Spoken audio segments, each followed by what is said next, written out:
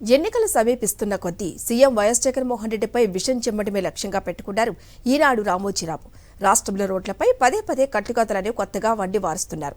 రోడ్ల పునరుద్ధరణ పనులు యుద్ధ ప్రాతిపదికన చేపడుతున్నా సరే కళ్లకు గంతలు కట్టుకున్న రామోజీ గుంతల పేరిట కొత్త కథ వినిపించారు.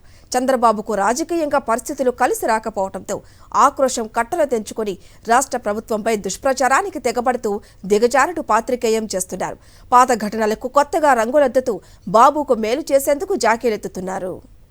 రాష్ట్రంలో 99% బాగున్న రోడ్లను చూడకుండా రంధ్రాన్వేషణకు పాల్పడుతూ ఎక్కడో ఒక చోట రోడ్డు కాస్త దెబ్బతిన్న ఫోటోలను చూపిస్తోంది ఎల్లో మీడియా. ఆ మేరకు ప్రజలను తప్పుదారి పట్టించడానికి రాజగురువు రామోజీ విశ్వ ప్రయత్నం చేస్తున్నారు. చంద్రబాబు ప్రభుత్వ హయాంలో R&B, పంచాయతీరాజ్, జాతీయ రహదారులకు కలిపి మొత్తం 23,792.19 కోట్ల రూపాయలు మాత్రమే ఖర్చు చేశారు. వైఎస్ఆర్సీపీ ప్రభుత్వ హయాంలో ఈ 4 ఏళ్లలోనే ఏకంగా 42,236.28 కోట్ల రూపాయలు వెచ్చించారు. రోడ్లకు మరమ్మతులు చేయించడమే కాకుండా కొత్తవి వేయిస్తున్నారు. పచ్చకామర్లు కమ్మేసిన రామోజీ కళ్లకు ఈ నిజం కనిపించడం లేదు. అందుకే నేడు రోడ్లు బాగుపడుతున్నా సరే ఇలాంటి ఫేక్ కథనాలు వేస్తున్నారు. చంద్రబాబు పాలనలో 2017-18లో రోడ్ల నిర్మాణం కోసం తీసుకున్న 3,000 కోట్ల రూపాయల రుణాన్ని ఎన్నికలకు ముందు పసుపు కుంకుమ పథకానికి మళ్లించినప్పుడు ఆ విషయం గురించి రామోజీ తన పత్రికలో రాయలేదు. 2019 నాటికి రాష్ట్రంలో రోడ్లు పూర్తిగా దెబ్బతిన్నాయి. టీడీపీ ప్రభుత్వం 5 ఏళ్లలో రోడ్ల మరమ్మతులకు కేవలం 2,953.8 కోట్ల రూపాయలు వెచ్చించింది. ప్రస్తుతం వైఎస్ఆర్సీపీ ప్రభుత్వం 4 ఏళ్లలో రోడ్ల మరమ్మతులకు 4,148.59 కోట్ల రూపాయలు వెచ్చించింది. ప్రస్తుత ఆర్థిక సంవత్సరం తొలి 4 నెలల్లోనే 346 కోట్ల రూపాయలు ఖర్చు పెట్టింది. రోడ్ల అభివృద్ధి సెస్ ద్వారా వచ్చిన 3,000 కోట్ల రూపాయలను టీడీపీ చేసిన అప్పులు తీర్చడానికి వైఎస్ఆర్సీపీ ప్రభుత్వం కేటాయించాల్సి వచ్చింది. సెస్ ద్వారా వచ్చిన మరో 2,000 కోట్ల రూపాయలకు అదనంగా 2,500 కోట్ల రూపాయలు రుణం తీసుకొని మొత్తం 4,500 కోట్లతో 7,600 కిలోమీటర్ల మేర రోడ్లను నిర్మించింది. పల్నాడు జిల్లా కారంపూడికి చెందిన బత్తిన ఆనంద్ గతేడాది అక్టోబర్ 20న పిడుగురాళ్ల మండలం జూలకల్లు అడ్డరోడ్డు వద్ద తెల్లవారుజామున బైక్ పై వెళ్తూ గుంతలో పడి ఎదురుగా వస్తున్న వాహనాన్ని ఢీకొని మరణించాడని ఈనాడు రాసింది. అయితే ఆ రోడ్డుపై ఎలాంటి గుంతలు లేవు. రైతులు తమ పొలాలకు నీటి కోసం రోడ్లు తవ్వి మట్టితో పూడ్చారు. అదే సమయంలో ఆనంద్ భార్య ఆసుపత్రి ఖర్చుల కోసం ఇంటి నుంచి నగదు తీసుకుని వేగంగా వెళ్తూ అక్కడికి వచ్చేసరికి సడన్ బ్రేక్ వేయడంతో ప్రమాదం జరిగిందన్నది అసలు నిజం.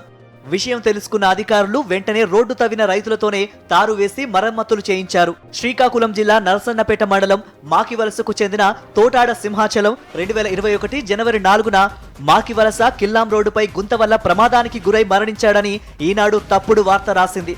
వాస్తవానికి సింహాచలం మాకివలసకు మోపెడ్పై మద్యం మత్తులో వస్తూ ఒక మలుపు వద్ద అదుపు తప్పి మట్టి రోడ్డుపై నుంచి పొలాల్లో పడిపోయాడు. గాయపడిన సింహాచలంను వెంటనే ఆసుపత్రికి తీసుకువెళ్లగా చికిత్స పొందుతూ మరణించాడు. సింహాచలం మృతికి గుంతలు కారణం కాదని గ్రామస్తులు స్పష్టం చేశారు. ప్రమాదం జరిగిన స్థలంలో అసలు గుంతలే లేవని తెలిపారు. తోటటి సింహాచలం అనే అతను ఆయన కొద్దిగా మద్యం మత్తులో ఉండి మలుపు కట్ చేయక బైక్ని పడిపోయారు. చికిత్స పొందుతూ ఆయన మరణించారు. మన గౌరవ ముఖ్యమంత్రి వర్యులు ఆ రోజు 4 లక్షల రూపాయలు బీమా పథకాన్ని అందజేశాం. మరి ఈ యొక్క తప్పుడు కథనాలు ఈనాడు ఛానళ్ళు ఈ ఎలక్షన్లో సమీపంలో అవ్వాలని చెప్పేసి తప్పుడు కథనాలు రాసి ఈ యొక్క వైఎస్ఆర్సీ ప్రభుత్వం మీద మరి బురద జల్లడం అనే లక్ష్యంతోనే మీ యొక్క ఛానల్ కానీ ప్రత్యర్థిగా పనిచేస్తున్నారు. గుంతబాలు చనిపోతే ఇప్పుడు ఆల్రెడీ రియల్గా కనిపిస్తుంది కదండి. ఇదే స్పాటు. ఆల్రెడీ ఈ ఫోటో తీయండి రోడ్డుకి, వాళ్ళకి అర్థమవుతుంది. ఏంటంటే మా అందరికీ తెలిసింది ఆ క్యాండిడేట్ కొంచెం కంట్రోల్ చేసుకోలేక ఇప్పుడు అది ఈ రోడ్డు అయితే రోడ్డు వల్ల అయితే అది కాదు, రోడ్డుకు మరి రియల్గా కనిపిస్తుంది కదా. కర్నూలు నగరంలోని మద్దూరు నగర్కు చెందిన నర్సయ్య గతేడాది జూలై 29న లక్ష్మీనగర్లో ఉన్న గుంతలో పడి గాయపడ్డాడని, అనంతరం ఆసుపత్రిలో చికిత్స పొందుతూ మృతి చెందాడని ఈనాడులో రాశారు. ముద్దూరు నగర్లో విశాలమైన సీసీ రోడ్లు ఉన్నాయి. నర్సయ్య వెళ్లే దారిలో కులాయి కోసం గుంత తవ్వి వదిలేశారు.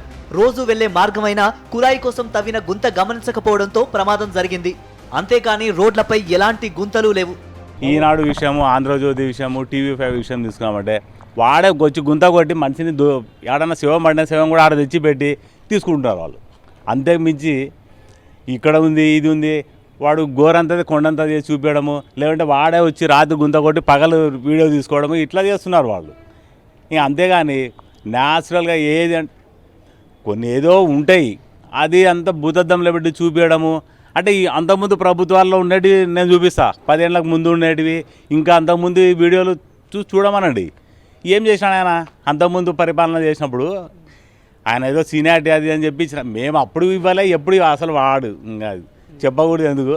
ఇంత మంచి రోడ్స్ ఉన్న సదుపాయం చూసుకుంటే ఇక్కడ మీరు సంఘటన జరిగిందని చెప్పి ఫ్రెష్గా రాస్తున్నారు. అంటే జనాలని తికమక చేసి మభ్యపెట్టి వాళ్ళని ఇలా నిజంగానే ఇలా వైసీపీ గవర్నమెంట్లో జరిగిందని చెప్తున్నారు. ఇది అవాస్తవం అండి. ఇది గతంలో జరిగిన ఘటనలకు రాజకీయ రంగులద్దుతూ లేనిపోనివి కల్పించి ఈనాడు రాస్తున్న ఇలాంటి కథనాలు ఫేక్ కథనాలని ప్రజలు అంటున్నారు.